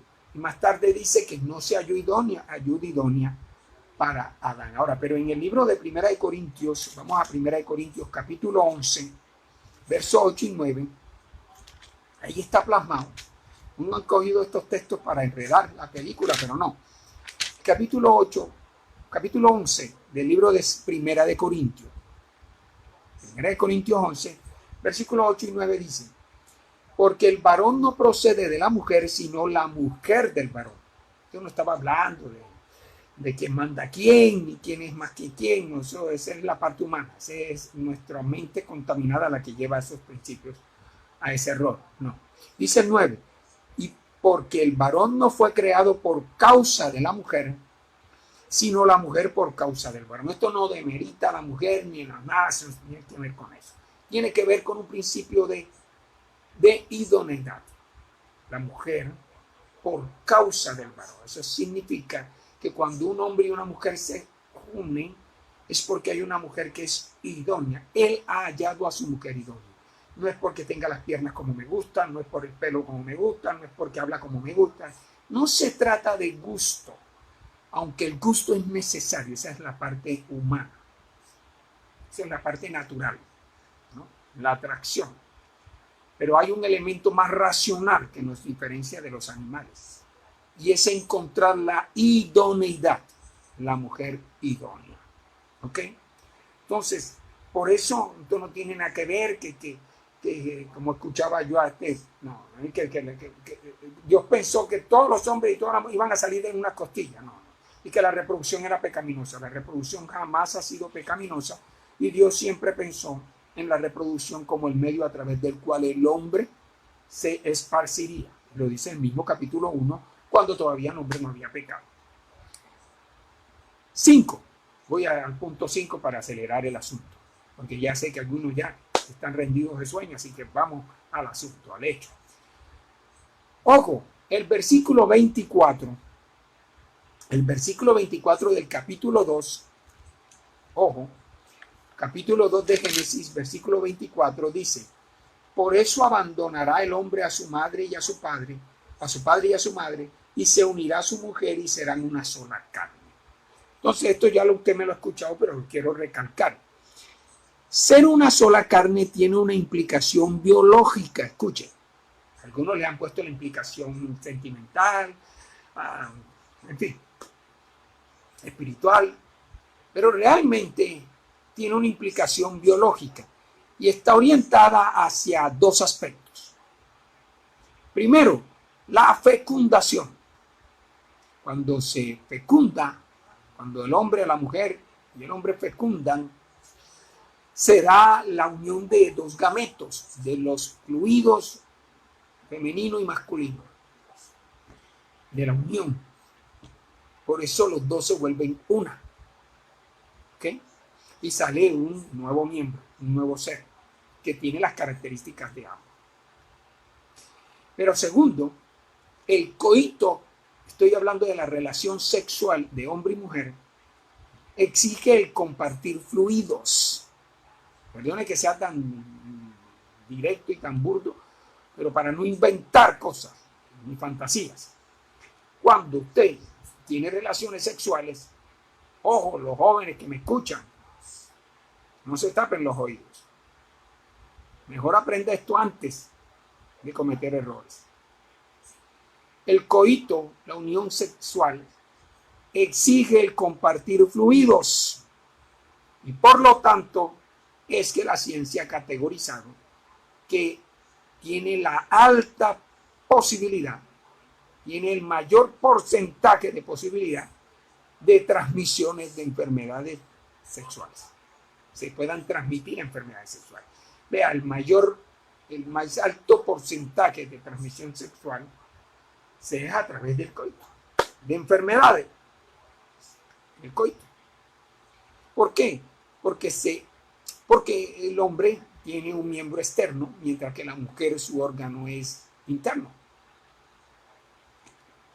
Y eso enseguida habla de la muy alta posibilidad de enfermarnos o de transmitirle a nuestra pareja. Y aquí es donde quiero entrar a lo siguiente, hermano. Por lo tanto, hermano, en Primera de Corintios capítulo 6, versículo 16 al 18, estoy siendo puntual, con mucho gusto. Tal vez más tarde usted pueda profundizar, otro día podemos hacer más profundos, pero aquí le dejo el abreboca. Capítulo 6, versículo 16 dice: ¿o no sabes que el que se une con una ramera? Primera de Corintios 6, verso 16. Es un solo cuerpo con ella. Cuando yo leí eso, hace mucho tiempo, joven, yo me sorprendí, porque yo pensé que este principio de ser una sola carne solo era para los matrimonios. Pero no. Es cuando te unes con cualquier mujer. ¿Verdad? Cuando un hombre se une con cualquier mujer, o cuando cualquier mujer se une con cualquier hombre, ese principio se cumple. ¿Por qué? Porque el principio es biológico, es de los fluidos. Y es lo que dice el verso 16. ¿O no sabéis que el que se une con una ramera, una prostituta, es un solo cuerpo con ella? Porque dice, los dos serán una sola carne. Fíjense, no es solo con la esposa. También pasa con la prostituta, ¿no? Con la chica con la que tenemos deseos o pasiones desordenadas. Ahora, dice el verso 18. Huid de la fornicación. Todo pecado que el hombre cometa está fuera del cuerpo. Pero el que fornica contra su propio cuerpo peca. Fornicar, a diferencia de lo que hoy la iglesia ha dicho, es el acto sexual pagado, es decir, es tener relaciones con prostitutas. Sí, con prostitutas. Pastor, y cuando lo tengo con la muchacha del barrio, se llama pasiones desordenadas. Pero fornicación es pagar por el acto sexual. Eso cualquiera que estudia lo sabe. Que la iglesia lo generalizó, sí, es normal que la iglesia haga eso para asustar, para concentrar, etcétera, para inducir. Pero originalmente, por etimología, la palabra fornicación hace alusión al pago. Lo que en el Antiguo Testamento, cuya palabra no existía, fornicación, más bien allá el pago era la prostitución. ¿Qué es prostituirse? Pagar por favores sexuales. Así que ese acto de tener relaciones con una prostituta va a traer consecuencias de que de volverte una sola carne con ella. Y eso significa que todo el que se haya unido con ella le ha transmitido algo. Y cuando tú te unes con ella, pues sus fluidos se juntan con los tuyos y hay una alta posibilidad de que seas enfermado. Igual cuando tú vas a tu casa, te acuestas con tu esposa, te unes con ella, compartes fluido y hay una alta posibilidad de que tu mujer, por supuesto, quede contaminada también, quede afectada con enfermedades de transmisión sexual. Eso hoy es muy común. ¿Por qué? Por eso, por el desorden que tenemos los seres humanos. Ahora, ¿y por qué? Y a veces, ¿por qué la iglesia se la pasó enseñando durante siglos solo que era pecado? Y es verdad que es pecado, pero a la gente hay que hablarle la claridad.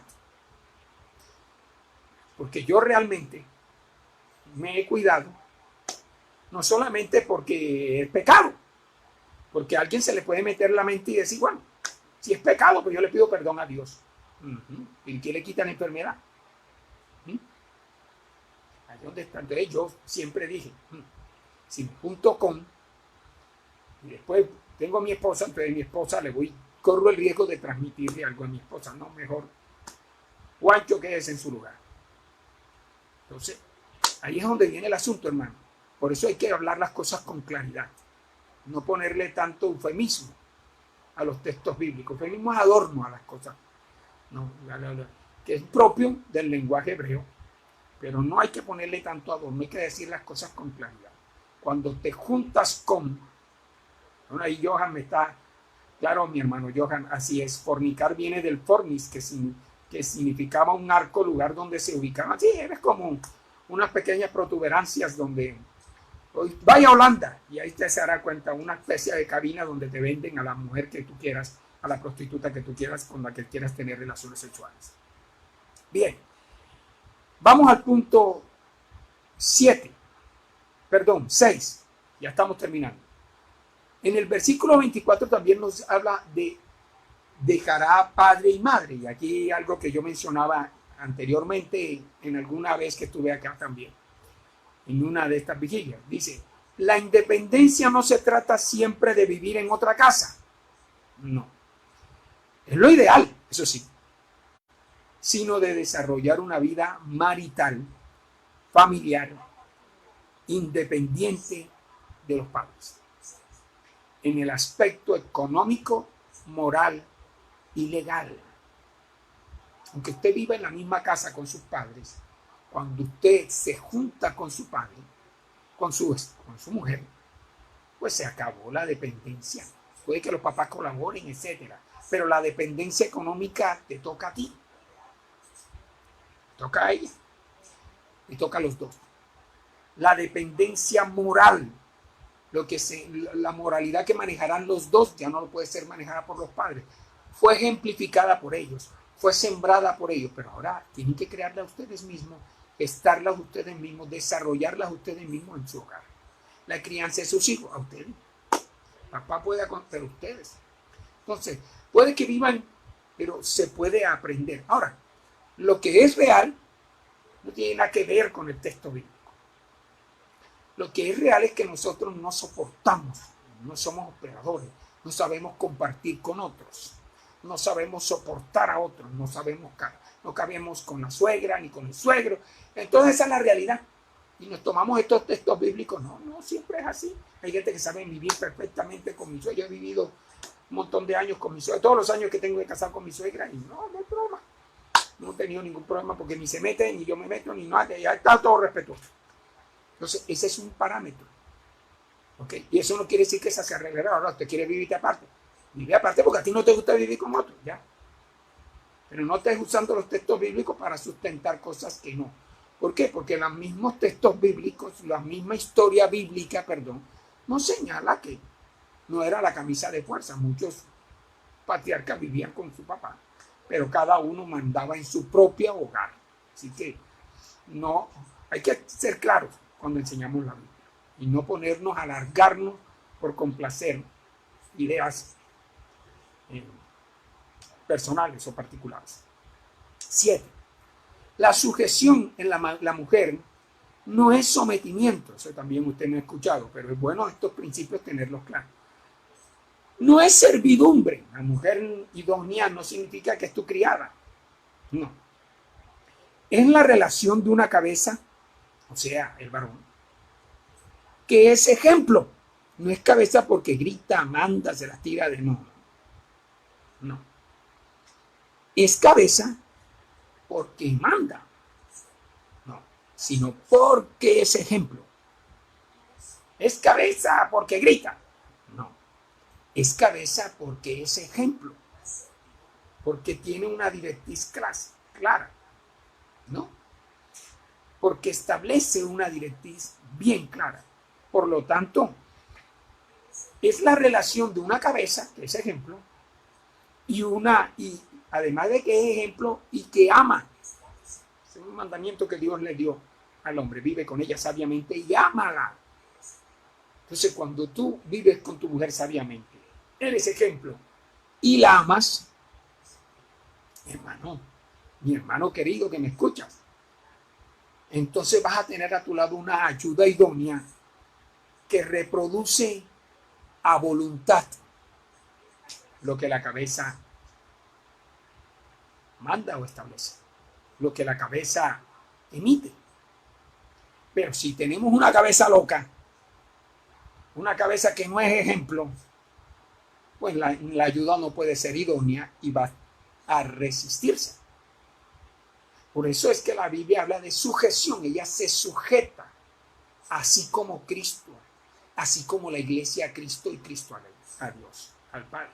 O sea, así es como debe funcionar. Cristo no estaba sometido. No, Cristo mismo lo dijo. Yo mismo me quito mi vida y yo mismo la tomo. O sea, los actos de Cristo fueron a voluntad. Él se sujetó al Padre. Él obedeció. Fue un acto de obediencia por amor. Es un acto de obediencia. Y por eso es que él usa ese ejemplo. Un ejemplo claro. Para que nosotros lo pudiéramos imitar y no estuviéramos inventando como hoy se inventan muchas veces. Así que, hermano, la sujeción no es mandar sobre la mujer, no es someter a la mujer, sino si tú como varón, oye, estás en el Evangelio, estás en Cristo y aprendes de Cristo, entonces aprende de Cristo, así como Cristo amó a la iglesia, tú amas a tu mujer, tú eres ejemplo en tu hogar, tú eres ejemplo para tu pareja, la amas, la tratas como a vaso más frágil. Oye, vas a tener una mujer que a voluntad. Ahora, yo no estoy hablando de que entre el hogar no hayan dificultades. Bien, el pastor Julio ahorita lo aclaró muy bien. Siempre más, no hay hogares perfectos, porque están conformados por seres imperfectos. Pero en medio de eso habrá una mujer dispuesta a aflorar todas sus capacidades, toda su ayuda en favor de un varón. Así que yo lo he experimentado, yo lo he vivido, y este no es un ser perfecto, por supuesto que no. No vivo con una mujer perfecta. A mi juicio es lo más cercano, pero no, es una mujer imperfecta también. Pero los dos, uno tratando de ser ejemplo, uno tratando de ser cabeza, y la otra tratando de, a voluntad, ser ayudador. Bien, por último, hermano, para ya dejarlos descansar, porque habría muchas más. Hay un texto que se usa mucho, el lecho sin mancilla. El problema es que a veces los pastores y los predicadores lo usamos indiscriminadamente. Y esto ha hecho que muchas parejas hayan dudas, lo cual no quiero profundizar porque bien lo está haciendo el pastor Víctor Sarmiento, quien va a estar, por supuesto, en estos días, llevando unas enseñanzas creo que mañana, o hoy, porque ya creo que estamos en el lunes, perdón, en los lunes, está llevando una enseñanza muy, muy buena, muy profunda, y sé que él va a profundizar sobre esos temas, así que yo no quiero tomar temas que le corresponden al hermano, pero el lecho sin mancilla corresponde a la práctica de la fornicación, y escuche, y el adulterio. Eso es puntual. Un lecho sin mancilla es un lecho sin fornicación y sin adulterio, ¿no? Si yo quiero tomar el texto, ojo, tal como dice el libro de Hebreos, porque Hebreos dice de esa forma: honroso sea en todo el lecho sin mancilla, pero a los fornicarios y adúlteros, ¿sí? Es muy puntual. Ahora, otras prácticas que muchas veces se vuelven, y que el hermano Víctor de una manera eufémica lo maltrató, yo rogaría que fuera más profundo, o que por lo menos sea descarnado, porque son preguntas que se hacen en hogares. ¿Qué cosas se pueden practicar el lunes? Me dice Johan. Bueno, sí, el lunes. Ojo, ¿qué cosas se pueden hacer en parejas y qué cosa no? No sé si es que bueno, ¿qué cosas podemos hacer la pareja? ¿Qué tipo de caricias se pueden? ¿Qué tipo de relaciones se pueden hacer? Eso no lo voy a tratar hoy. Pero eso no es del texto de Hebreo. No. Hay otro tipo de prácticas que categorizan en pasiones desordenadas. Eso sí categorizan. E impurezas también categoriza, y Pablo lo trata, y para eso hay muchos textos que lo tratan. Impurezas. Y antinatural. Pues todo lo que no es natural, pues es antinatural. ¿Sí me entienden? Es cierto que uno está lleno de huequitos por todos lados. Tiene 2 orificios en las fosas nasales, en las orejas, pues los ojos, la boca. Pero eso no significa que todo orificio es trinchera, no señor. No sé, lo voy a dejar hasta ahí. Por eso hay cosas que son impuras, y hay cosas que son desordenadas, y hay cosas que son antinaturales. Por lo tanto, hombre, hay que aprender a hacer las cosas de la manera correcta. Simplemente. Mira, la Biblia no es prolija, no eso, ¿no? Porque usted va a encontrar en el Antiguo Testamento ciertas prohibiciones que le fueron manifestadas al pueblo israelita. En el Nuevo Testamento es mucho más limitado, pero porque ya habían unos conceptos ya en el Antiguo Testamento. Y es claro, la Biblia dice en el libro de Corintios que el hombre tiene potestad sobre el cuerpo de la mujer y la mujer sobre el cuerpo del marido. Y que no se nieguen, pero dentro de lo natural, ¿okay? Dentro de lo puro, no impuro. Entiéndase que lo que fue natural y lo que es natural, el hombre lo ha corrompido, y de allí es donde ha surgido la pornografía. La pornografía no es más que el acto sexual que Dios bendijo, que Dios proveyó al ser humano para satisfacción, corrompido, desviado, con un solo fin: despertar pasiones, concupiscencia en los seres humanos. ¿Okay? Entonces, allí es donde viene el asunto. Uno tiene que tener el cuidado de que hay cosas de que me son lícitas, pero no convienen. Pablo lo dijo así. Hay cosas que me son lícitas, ¿no? Hay prácticas que no convienen. Hay prácticas que no son higiénicas. Entonces no necesitamos hacer un cursillo, no necesitamos sentido común y discernimiento. Entender. Usted sabe, cuando todo lo puro, todo lo honesto, todo lo que tiene buen nombre es lo que domina nuestra mente por el Espíritu Santo, pues es muy fácil saber separar lo que es puro y lo que es impuro, lo que es natural y lo que es antinatural. Es difícil que una persona cuya mente está entenebrecida, vayamos a discutir con él qué es lo puro, lo que es impuro y qué es lo que es natural. ¿Por qué? Es difícil, pues su mente está en oscuridad. Así que, hermanos, quise tratar algunos 8 punticos aquí, son 8 paradigmas que se han inventado, muchos más. Les prometo que en alguna oportunidad trataremos unos cuantos más, por ejemplo, que tienen que ver con la pareja. Por ejemplo, eso que dice el capítulo 7 de Corintios, que habla de qué pasa.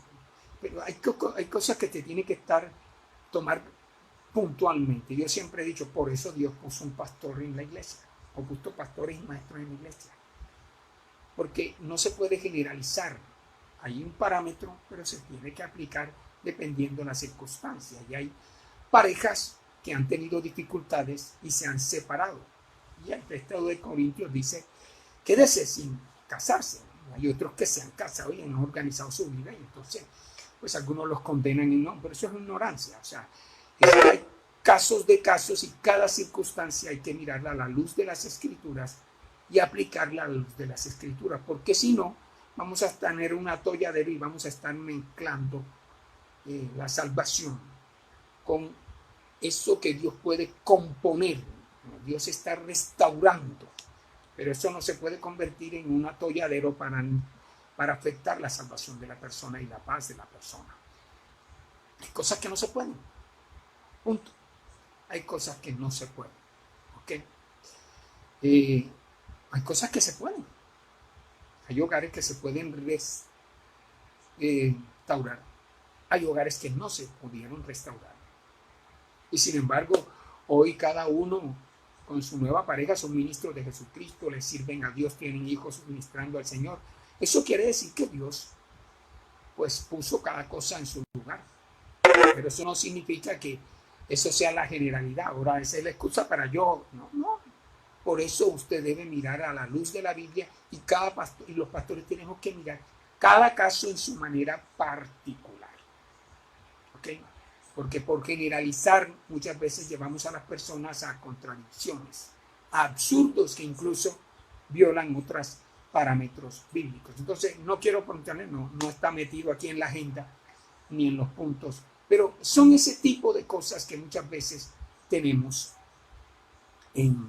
encontramos en los textos bíblicos, y encontramos predicadores enseñando, y a veces lo que en vez de producir libertad y felicidad entre las parejas, lo que produce son obstáculos. Así que, mis hermanos, gracias por tener esta paciencia conmigo en esta noche, de escucharme y de compartir. No sé si hay alguna... Bueno, aquí estaba mi pastor Samuel de Arco y nuestro amigo pastor Julio Aragón con esa excelente prédica. Mis hermanos, gracias por estar hasta esta hora con nosotros. Nos vemos la próxima semana.